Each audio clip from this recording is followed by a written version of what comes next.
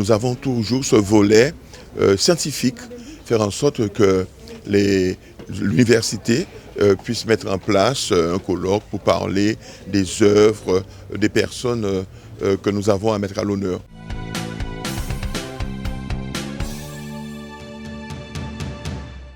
Bien, écoutez, nous sommes réunis aujourd'hui à l'Université des Antilles pour pouvoir mettre en place et exécuter le colloque sur Maryse Condé, un colloque Maryse Condé en Guadeloupe et dans le monde.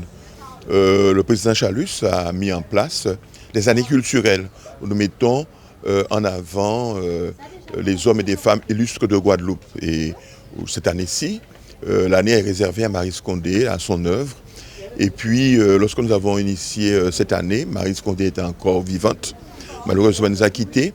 Et aujourd'hui, dans le cadre de cette année culturelle, eh bien, nous avons toujours ce volet scientifique, faire en sorte que l'université puisse mettre en place un colloque pour parler des œuvres, des personnes que nous avons à mettre à l'honneur. Xavier Luce, enseignant-chercheur à la faculté Roger Thomson des Humanités caribéennes de l'Université des Antilles. Le colloque qui nous réunit aujourd'hui est un colloque international, Maryse Condé chez elle et dans le monde, qui met l'accent sur deux idées. Maryse Condé chez elle et la manière dont elle rentre au pays natal et son œuvre communique dans ce départ et ce retour. Donc la deuxième partie sera l'autrice et son esthétique, et la troisième, Maryse Condé dans le monde. Oui, il y a tous les étudiants de la faculté Roger Thomson, il y a également un certain nombre de personnes invitées, de personnes qui sont venues, puisque c'est invitation libre, chacun peut venir librement. L'amphithéâtre est comble, il y reste quelques places. Lydie Moudileno, je suis franco-congolaise, je suis professeure de littérature à l'Université de Californie du Sud. C'est en Californie que j'ai rencontré Maryse Condé dans les années 90 et j'ai fait ma thèse avec elle. Donc j'enseigne son œuvre, je participe à des colloques sur Maryse Condé depuis les années 90 et je suis ici pour proposer une communication sur Maryse Condé dans le monde, rendre compte pour le public aussi de l'importance qu'a pu avoir Maryse Condé aux États-Unis auprès de plusieurs générations d'étudiants et de collègues américain.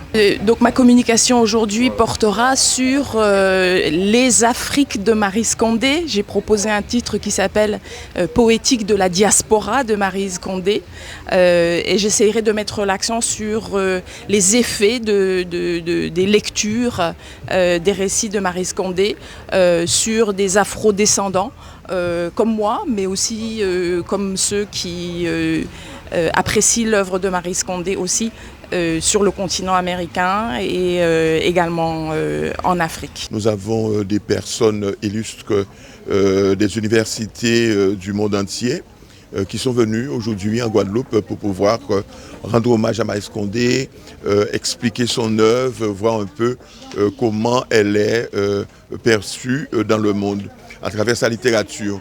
Et nous sommes heureux puisqu'il n'y a pas si longtemps l'aéroport a officiellement été nommé aéroport Guadeloupe Maryse Condé.